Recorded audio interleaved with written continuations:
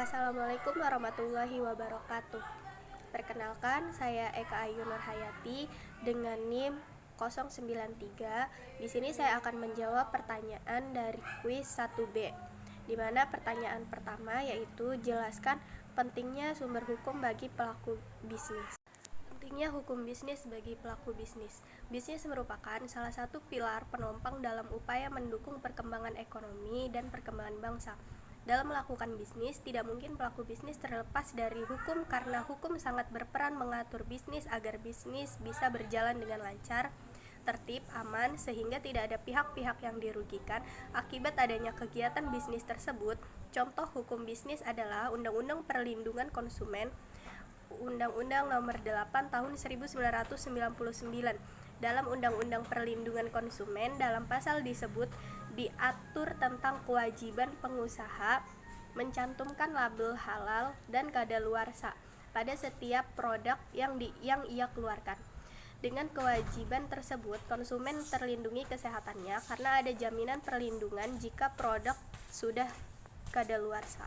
Begitu juga dengan konsumen umat Islam, adanya label halal akan terjamin dari mengkonsumsi produk haram.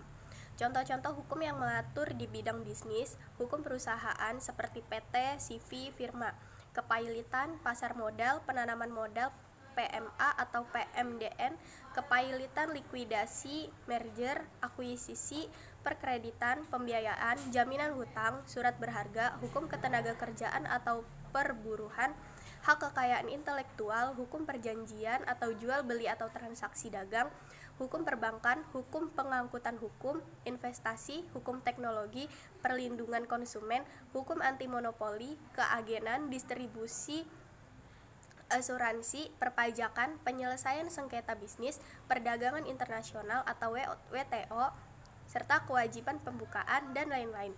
Demikian, jelas aturan-aturan tersebut di atas sangat dibutuhkan dalam dunia bisnis. Mengapa aturan tersebut dibutuhkan? Aturan itu dibutuhkan karena pertama, pihak-pihak yang terlibat dalam persetujuan atau perjanjian bisnis itu membutuhkan sesuatu yang lebih dari sekedar janji serta itikat baik saja. Kemudian yang kedua yaitu adanya kebutuhan untuk menciptakan upaya-upaya hukum yang dapat digunakan seandainya salah satu pihak tidak melaksanakan kewajibannya dan tidak memenuhi janji. Agar tidak ada terjadi pengusaha kuat menindas pengusaha lemah, yang kaya semakin kaya, yang miskin semakin miskin, sehingga ada keseimbangan dalam tatanan kehidupan masyarakat. Di sinilah peran hukum membatasi hal tersebut. Maka dibuat perangkat hukum yang mengatur di bidang bisnis tersebut atau hukum bisnis. Dengan telah dibuatnya hukum bisnis tersebut, peraturan perundang-undangan, imbasnya adalah hukum bisnis tersebut harus diketahui atau dipelajari oleh pelaku bisnis sehingga bisnisnya berjalan sehingga dengan koridor hukum dan tidak mempraktikkan bisnis yang bisa merugikan masyarakat luas atau monopoli dan persaingan usaha tidak sehat. Selanjutnya saya akan menjawab pertanyaan yang kedua, yaitu jelaskan terkait dengan perseroan terbatas. Jadi, perseroan terbatas merupakan bentuk perusahaan berbadan hukum yang diatur secara khusus dalam Undang-Undang Nomor 40 Tahun 2007 tentang perseroan terbatas. Definisi dari perseroan terbatas dirumuskan dalam pasal 1 angka 1 Undang-Undang Nomor 40 Tahun 2007 yang selanjutnya akan disebutkan dengan UU PT yang menyebutkan bahwa yang dimaksudkan dengan perseroan terbatas yang selanjutnya disebut perseroan adalah badan hukum yang merupakan persekutuan modal, didirikan berdasarkan perjanjian, melakukan kegiatan usaha dengan modal dasar yang seluruhnya terbagi dalam saham dan memenuhi persyaratan yang ditetapkan dalam undang-undang ini serta peraturan pelaksanaannya.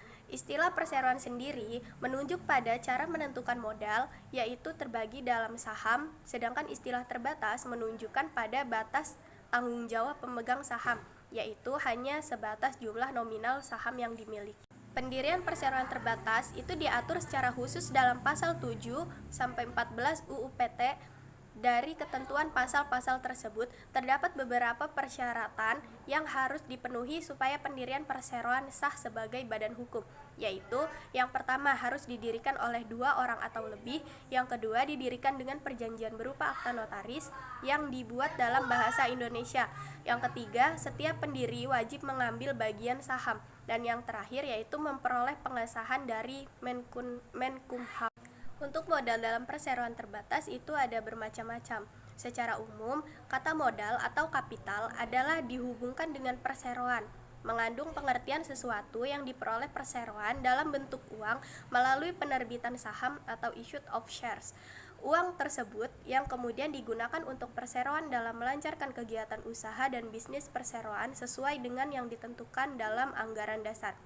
Menurut ketentuan UU PT, struktur modal perseroan itu terdiri atas modal dasar atau struktuair kapital nominal, authorized capital, dan modal ditempatkan. Modal yang ditempatkan atau gapless capital, issued of subscribed capital, merupakan salah satu struktur modal perseroan. Dan untuk pembubaran dan hapusnya perseroan terbatas itu dijelaskan dalam pasal 142 UU PT menyatakan bahwa pembubaran perseroan terbatas dapat terjadi karena hal-hal sebagai berikut.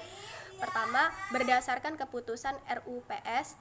Yang kedua, karena jangka waktu berdirinya yang ditetapkan dalam anggaran dasar telah berakhir. Yang ketiga, berdasarkan penetapan pengadilan. Yang keempat, dengan dicabutnya kepailitan berdasarkan keputusan pengadilan niaga yang telah mempunyai kekuatan hukum tetap. Harta pailit perseroan tidak cukup untuk membayar biaya kepailitan.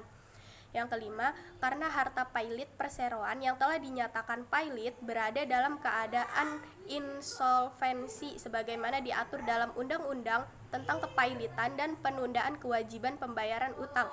Atau yang terakhir, karena dicabutnya izin usaha perseroan sehingga mewajibkan perseroan melakukan likuidasi sesuai dengan ketentuan peraturan perundang-undangan. Mungkin cukup sekian jawaban dari saya, kurang lebihnya mohon maaf. Wabillahi taufiq wal hidayah. Wassalamualaikum warahmatullahi wabarakatuh.